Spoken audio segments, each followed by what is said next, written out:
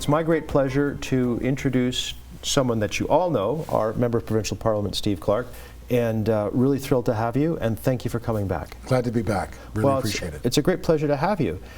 There's a lot to talk about, so I'm going to talk less, and hopefully I can get you to talk more. I don't know about that. Well, we'll see. There's a to and fro. But one of the things I said that I wanted to talk about was some of the really good stuff that happened during last year's legislature, some of the good stuff that passed through, like Bill 171. Mm-hmm.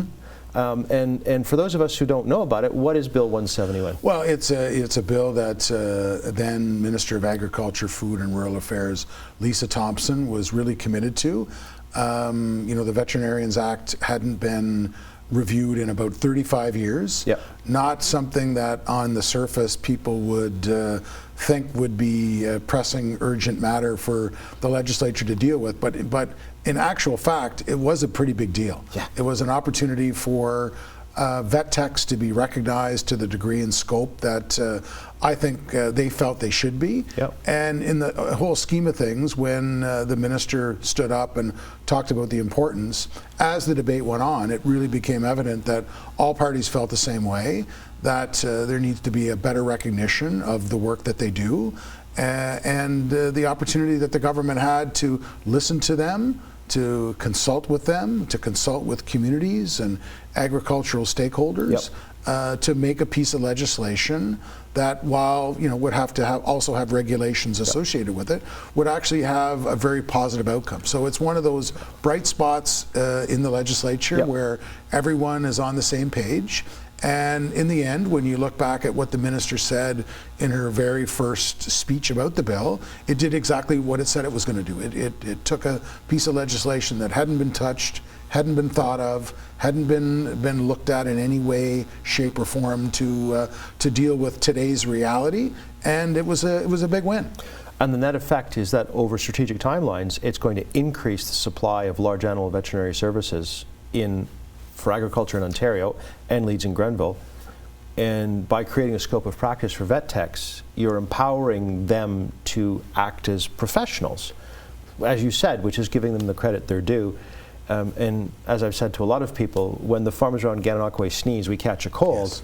Agriculture matters. It's a huge thing. Absolutely. And Minister Thompson was very mindful that ridings like mine that have such a large rural component, yep. And that farming is such an important industry within the riding, that you have a touch point where the scope is changed and expanded. The scope's recognized, the importance of the job and how it deals with farmers and farm families is one that the government needed to deal with. And when you talk to a farmer about the local economy that they participate in, veterinarian services, especially large animal vet services, are a big component of what they need.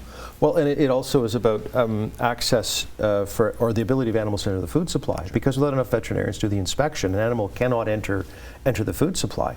So this is just, as far as I'm concerned, it's a great big win, and it didn't get enough press. No. The Eastern Ontario Mayor's Caucus delegated to the Minister Thompson, I guess, just over a year ago on this, and the Minister Flack sort of brought it home. Sure. And between them, I just want to say congratulations on that. Yeah. And we're going to touch on some other great stuff, including the recent infrastructure grant that Gananoque got. But I wanted to ask you and open the floor, what other positive things happened during the last legislature that flew under the radar that you think people should know about? Like there's got to be a couple of things that really don't get any press because they're good but not controversial. Well, yeah, and I think in our riding especially, one of the things that I've been able to deliver on, and I challenge people to look at the same numbers that we've been able to have in the riding to any other riding, because I think we've probably been able to deliver this better than anyone else, and that's the long-term care expansion. Yep. When I was in opposition, the previous government built right across the province only about 600 beds, yep. Where we made it was a very, very bold promise in the 2018 election that we were going to either build or renovate over 30,000 beds. And Minister Kuzendova was just, our long-term care minister was just in Athens at Mapleview Landing, and we're well on our way. We're over 18,000 beds. And in our own riding, we've had a new home built in Kemptville at Southbridge. Yep. We're now under construction both in Athens at about 80% completion. Also in just outside of Brockville with Sherwood Park Manor, that's started, and then the two other homes that we've talked about expanding with the ministry is Carveth and Gananoque, and Wellington House in Prescott. I don't think there's another riding in Ontario where we've got 5 projects either completed, under construction, or announced. Which was something that was near and dear to my heart, given our aging population. But really, the fact that there are long-term care homes being built in every single riding across the province is a real win. But you don't hear people talking about it, right?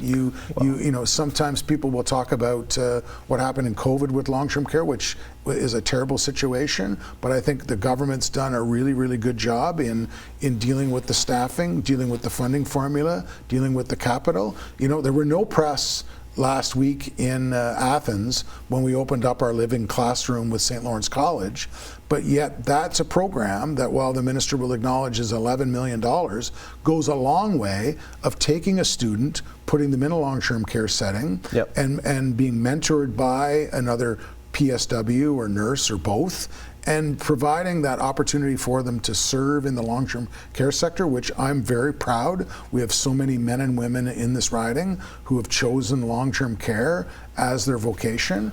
It's a good news story, especially the volume of construction that's taking place in our riding, that I think largely goes unnoticed.